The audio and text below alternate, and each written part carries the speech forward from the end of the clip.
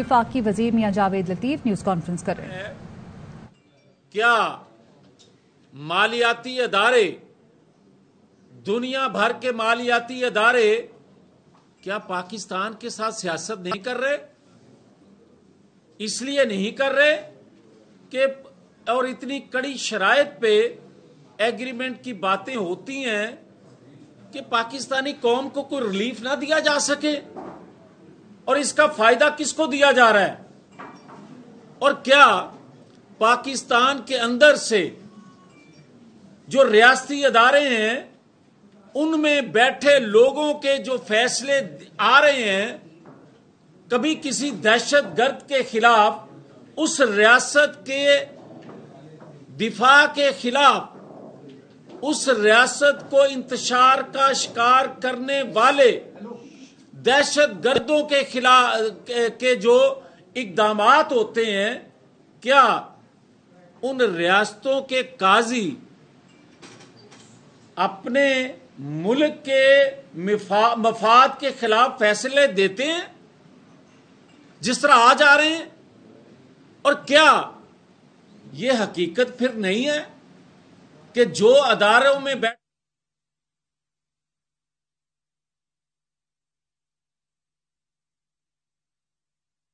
है कि अगर 2017 में इस तरह के खतूत आते, 2017 में बेनकाब साजिशों को किया जाता, तो 2018 में जब आरटीएस बंद हुआ था, क्या कोई खत आया था?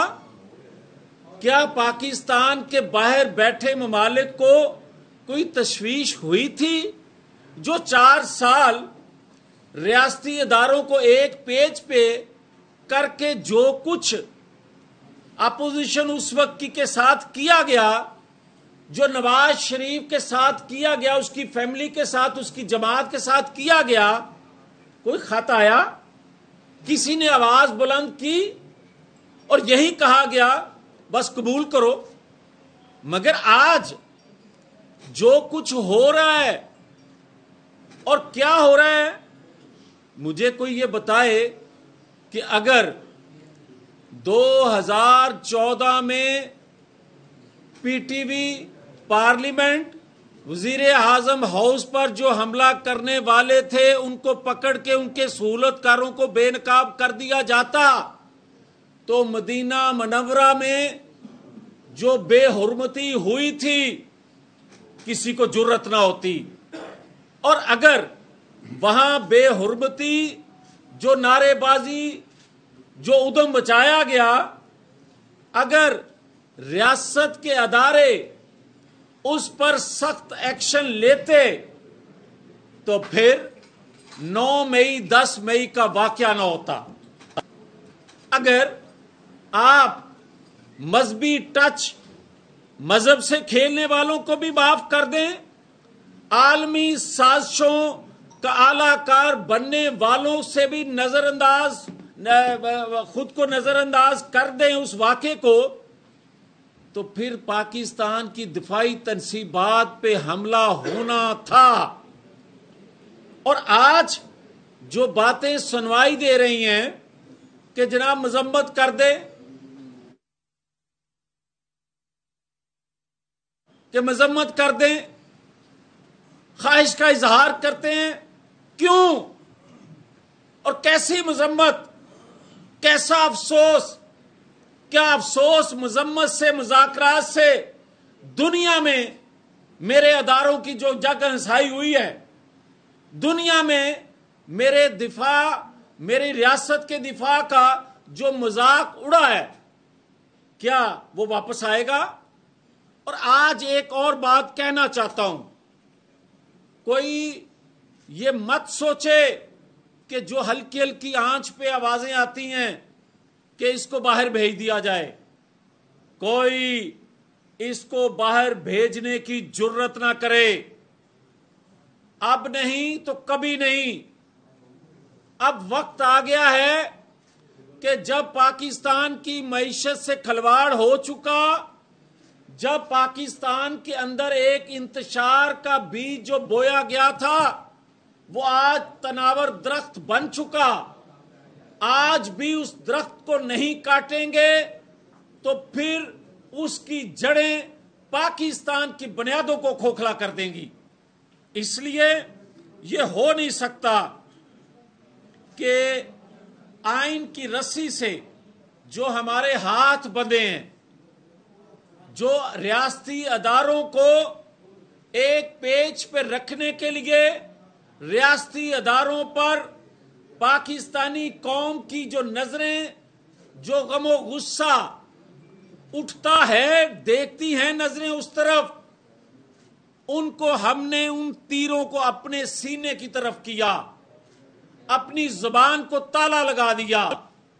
ہمارے سینے میں بہت سے راز ہیں، سیاسی جماعتوں کی لیڈرشپ کے سینے میں بہت سے راز ہیں، مگر وہ راز اس لیے ہیں کہ قوم کے ریاست کے مفاد میں اگلنا نہیں ہے. مگر آج ہمیں زبان کھولنا پڑے گی اس لیے کہ میری ریاست، میرا دھرم، میری دھرتی اگر وہ خطرے میں پڑے گی، وہ کسی جانب سے بھی پڑے گی، تو میں نے اس زبان کو جو لگا تالا ہے اس کو کھولوں گا. وہ سینہ جس میں راز ہیں ریاست کے مفاد کے لیے پھر وہ کھولوں گا. اس لیے کہ آج کتنے دن ہو گئے، آج کئی دن گزرنے کے باوجود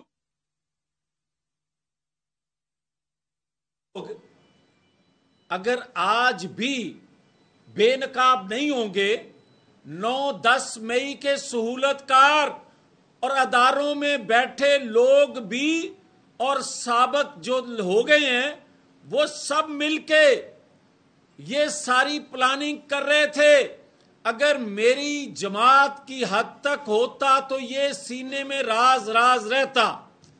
اگر صرف نواز شریف کو تاحیات نہل رکھنا تھا، مقصود تھا، تو میں زبان نہ کھولتا.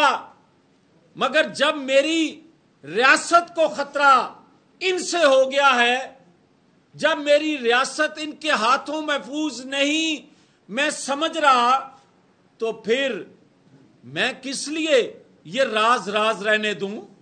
میں زبان کھولوں گا. کیا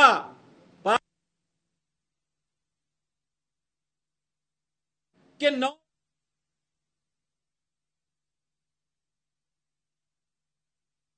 کیا اور جو کیا وہ اگر بے نقاب ہو جائیں اور کر لیے جائیں تو یہ وہی کردار ہیں جنہوں نے 2017 میں پاکستان کی بربادی کی بنیاد رکھی. وہ سارے کے سارے بے نقاب ہو جائیں گے. شاید اس لیے ان کو بے نقاب نہیں کیا جا رہا. 9-10 مئی کے واقعے کے کرداروں کو بے نقاب اداروں میں بیٹھے لوگوں یا ایکس لوگ جو ہیں ان کو کر دیا جاتا. کئی لوگ یہ سوچ رہے ہیں کہ 2017 کے کردار بھی کہیں بے نقاب نہ ہو جائیں. اب کرنا پڑے گا. اب اگر یہ ادارے گناہگار نہیں ہیں، اداروں میں بیٹھے لوگوں کو بے نقاب نہ کیا تو لوگ اداروں پہ انگلیاں اٹھا دیں گے. اگر ریاست کو جو کہ خدا کے فضل و کرم سے مضبوط بنانا ہے، سب پاکستانیوں کی آواز پکار ہے، مگر ان کرداروں کو چھپانے سے نہیں ہو سکتا. اس لیے میری گزارش ہے کہ 60 ارب کا ڈاکہ ڈالنے والا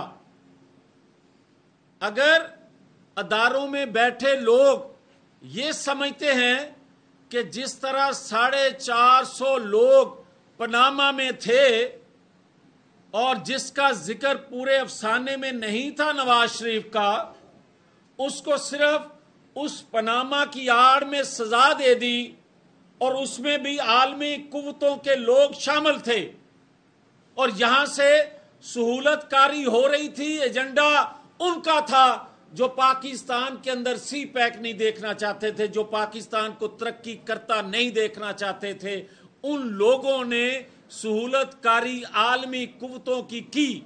آج اگر کوئی یہ سمجھے کہ 60 ارب کی کرپشن جو ہے اس طرح ہی چھپا لی جائے گی جس طرح 450 لوگ پاناما کے چھپا لیے گئے، یہ نہیں ہونے دیں گے، یہ برداشت نہیں کریں گے۔ اس لیے میری گزارش